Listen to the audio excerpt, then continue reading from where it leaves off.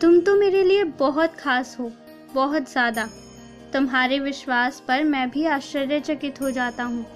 तुम्हारी किस्मत में मैंने वो लिख दिया है जो तुम्हें लगता था कि तुम्हें नहीं मिलेगा, पर उससे ज़्यादा लिखा है। तुम्हारी ज़िंदगी की जिम्मेदारी मैंने ली है, तो जब जहाँ तुम्हें पैसों की ज़रूरत होगी मैं खुद आकर दूंगा। इस समय घबराओ मत, बस अपने कर्म करो, देखो। और मुझे चित्र में मेरे बच्चे खोजते हैं, लेकिन तुम ये समझो कि मैं तुम्हारे आसपास रहता हूँ। तुम बैठते हो तो मैं भी अदृश्य रूप से बैठ जाता हूँ, ठीक तुम्हारे सामने।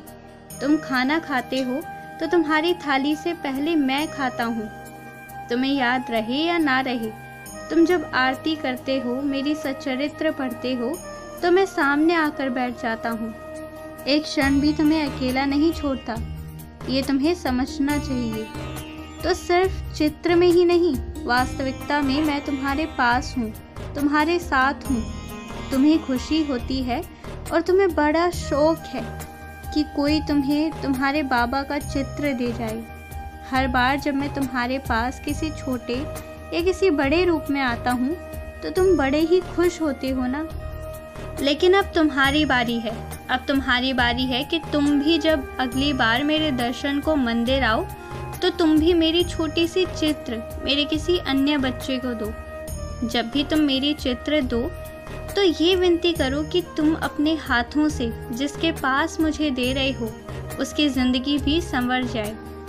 जब भी तुम दूसरों के लिए दुआ करते हो तो मैं ज़्यादा ध्यान से तुम्हें सुन रहा होता हूँ। जब तुम दूसरों के लिए विनती कर रहे होते हो तो वो कबूल होता है और साथ ही साथ तुम्हारे हिस्से में और आशीर्वाद बढ़ जाता है। कम से कम तुम्हारी बाधाएं तो दूर करता ही जाता हूँ। इसलिए विनती करने से पीछे मत हटना और किसी और की ज़िंदगी को रोशन करने में हमेशा आगे रहना। आज जो दक्षिणा तुम मुझे देना चाहते हो वो तो तुम्हें पता है ना, तुम्हें किसे देना है।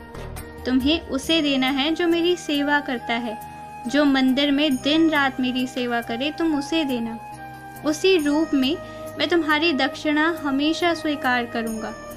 अगली बार जब अपने लिए कोई सुंदर सा वस्त्र खरीदने जाओ, किसी तीज त्योहार की तैयारी करो, तो उस वक्त एक साड़ी, एक कपड़ा और ले जाना। मेरे ही मंदिर के पास किसी ज़रूरतमंद के हाथ में देना। ध्यान रखना इस बात का। मैं पहनूंगा, मैं स्वीकार करूंगा, इंतज़ार करूंगा कि तुम कब मुझे एक साड़ी ला कर दो, और एक साड़ी नहीं तो कम से कम एक चुनरी।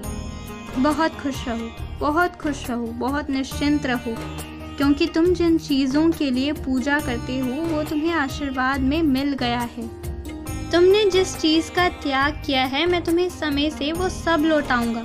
तुम्हारे हिस्से की खुशियाँ 100 गुना बढ़ा कर दूंगा। चिंता मत करो, सब काम अपने आप होगा। आश्चर्य करते रह जाओगी कि कैसे हुआ। खुश रहो।